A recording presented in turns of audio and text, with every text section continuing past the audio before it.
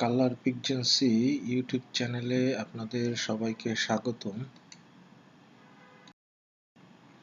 এই টিউটোরিয়ালটিতে আমি প্রথমে ইমেজটি পাথ করে রেখেছিলাম এবং এই যে পাথ সিলেকশন করলাম,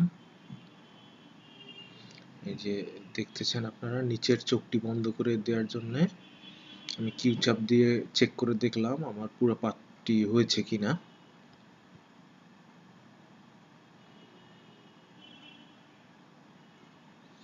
এরপর আমি চলে গেলাম রিসাইজের যে অপশনটা আছে, রিসাইজের অপশনটাতে ওই জায়গাতে আমি 1200 উইথ এবং হাইট 1200 দিলাম এবং রেজুলেশন 300। দেখুন এই ক্রপ টুলটা সিলেকশন করার পরে এই যে এরকম হয়ে গিয়েছে।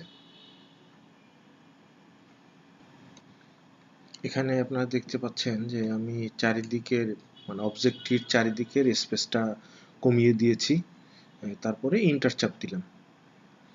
ইন্টার চাপ দিয়ে আমি আর একটা এই যে পাথ নিলাম, মানে আরেকটা লেয়ার নিলাম, সরি আরেকটা লেয়ার নিয়ে এই জায়গাতে আমি হোয়াইট ব্যাকগ্রাউন্ড দিব আর কি।